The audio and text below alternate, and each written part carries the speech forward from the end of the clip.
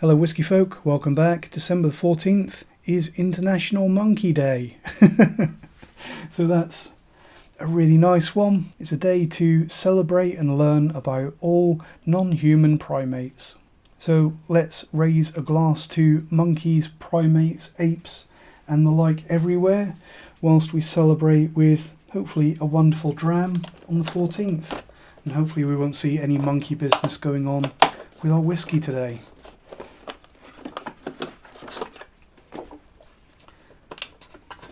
I did get the right one there, didn't I? Yeah, 14th. And the hat of obfuscation is back again. There's my glass.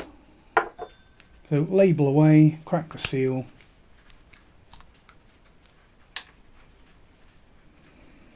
Oh, peated. Yes, lots of peat. I'm not going to pass judgment yet, because why would you? I spend too much time talking about what it smells like when I get a little bit on my hands or the table, or sniffing out of the wax seal bottle. I've got a glass here, I should use it. So definitely the colour of that one is darker than what we've seen the last 2 or 3 days. But colour doesn't always mean a lot. You know that, because you're all educated whisky fans. Into the hat.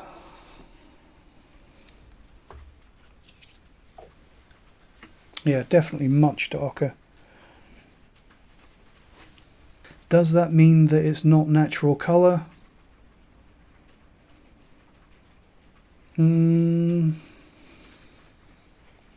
Probably. For a whiskey to be that colour and be natural, it needs to be either very old or a lot of very active oak or a lot of sherry, PX, first fill sherry casks perhaps.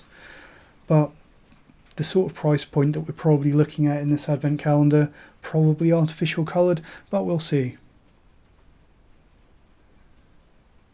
On the nose of this one, lots of nice warming peat. Earthy, very earthy, kind of raw, slightly vegetal peat, burnt peat. This also reminds me a little bit of the kind of cigar type notes that you get from like the Tullamore cigar malt, like a peated version of that perhaps.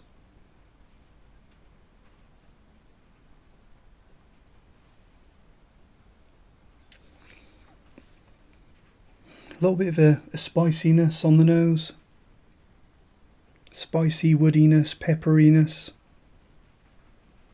Good maltiness. Actually it smells like it's a decent ABV and it smells very mature. Not saying that this is an old whiskey, but definitely over 10 years old. But nowhere near 16, 18. I would probably guess between 12 maybe 14 years old. Peppery, malty, good oakiness, good intensity on the nose, and a lot of that really wonderful earthy, warming, slightly spicy peat. So I think this is single malt. It could be a premium blend with a low grain content. I'm not getting any grain coming through on this one. I think the fact that it's not overly old and it's got a very raw, simple peatiness makes me question if this could be a premium peated blended Scotch, but I think it's probably a single malt. And without a doubt, I think that it's either going to be Scotch or possibly a good peated English single malt.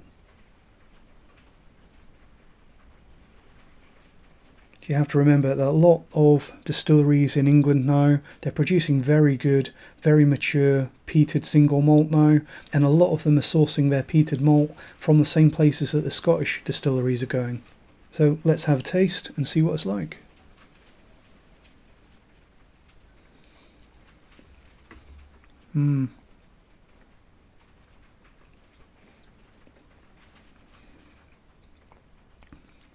I really like that.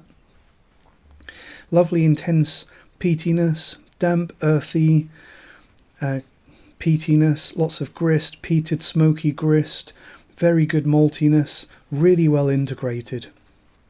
So I think we stand a chance of guessing what this one is, because there aren't that many whiskies of this style. Not if you're looking at affordable OB stuff. So the obvious guesses, a lot of them are going to come from Islay, because there's a fair bit of peat to this. So Lagavulin 16, I think this has got more power than Lagavulin 16, which is just woefully underpowered. I think this is a 46% whiskey. I don't think it's a Laphroaig. I just don't think it fits with that style. It's not sweet enough, and it's not got that unique medicinal quality that you get from Laphroaig. I don't think it's a Kalila, because it's not got that sharp fruitiness. It's not Kilchoman. Definitely not a Bowmore. It's got more peat, and it's better than any of the affordable Bowmores. Lechig 10 perhaps. It has got a little bit of that lactic funk quality to it, I think. But again, I think that Lechig has got more of that lactic quality, and I think Lechig is probably a little bit peatier than this. And sweeter. Gonna have to have another sip. Not because I needed to taste anything in particular, just because I wanted to. Because this is really good stuff. I think that whatever this is, it's going to be another one that sits towards the top of the leaderboard. But while we're talking about peated whiskey, there is the chance that this could be some complete left field oddball whiskey, like a peated Annock, or possibly Benriach Curiositas, or what else is there? There's a lot of distilleries now that make peated whiskey. Glenturret are making good peated stuff now. Well, so I'm told. I haven't tried it yet, but a lot of people are giving peated Glenturret a lot of praise these days. Ardmore, although if it was an Ardmore, it's certainly not the 40% legacy. It's got to be something better than that. Lovely dry wood smoke quality coming through on the nose now. Really well matured, well integrated, just really well done peatiness. It's not the most peated thing that I've ever had, but it's got more than enough peat to satisfy those peat heads. So let's see what it is. So this is another one where if it's affordable, I will definitely be buying that. So what have we got? That's surprising.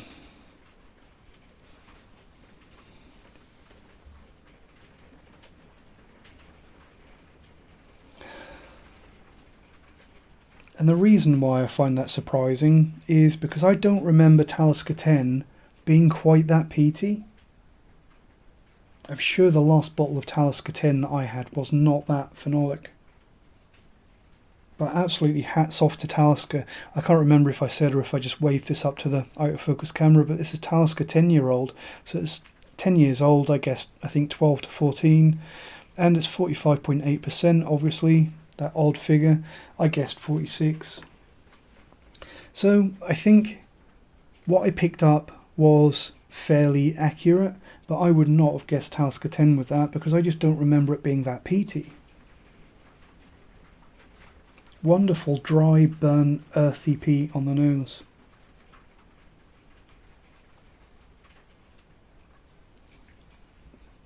In hindsight, there is that wonderful peppery, spicy Talisker note coming through, and a little bit of that maritime malt as well. So yeah, a little bit surprised there, but in a very good way. I think that the notes that I was finding, there were clues there in what I was finding that I should have been possibly thinking about Talisker, but I just don't remember it being that phenolic. I think we're going to have to do a little bit of an experiment here. Bear with me.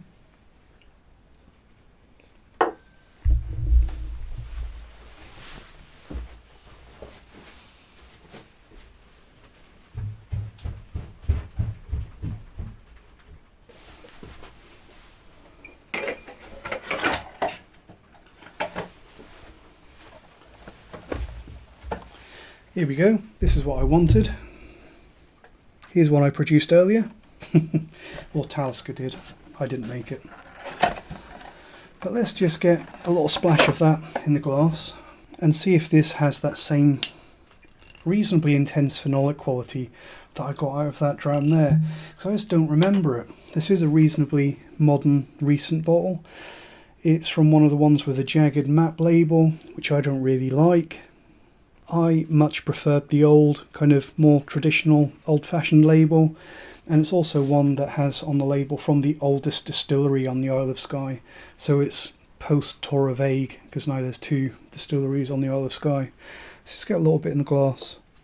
Ooh, spilt that everywhere.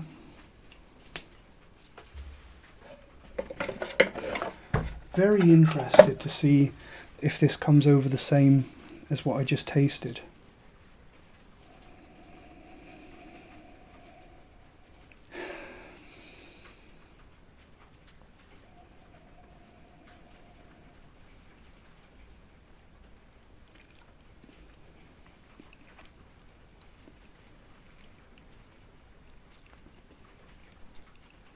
No, not really.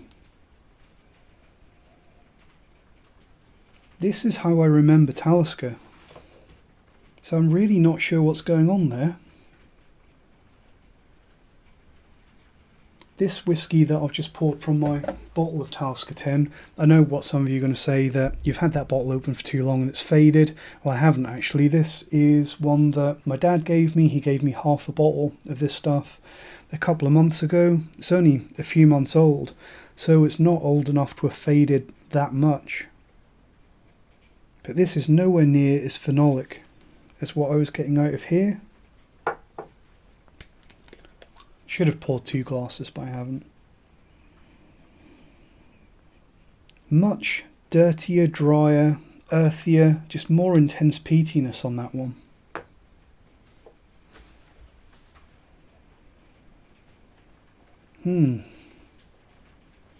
There's definitely a fair bit of peat there on this one, but it's that kind of middle of the road, perhaps slightly peatier than a Bowmore that I assume that everyone gets on a Talisker 10. Let me know in the comments what you think about that. Is it just me that has always seen Talisker 10 as not that peaty? There's noticeable peat there, but it's not a proper in-your-face peat bomb.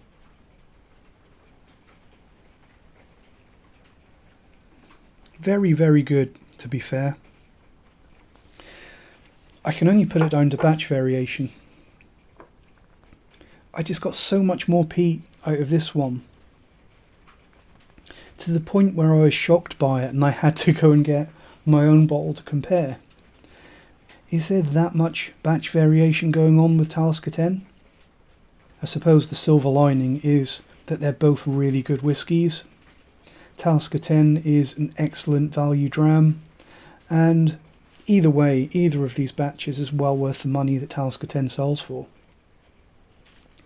But yeah, very different to what I'm seeing in my own bottle. I don't know if there's possibly been a mix-up at Master of Malt. I wouldn't have thought so.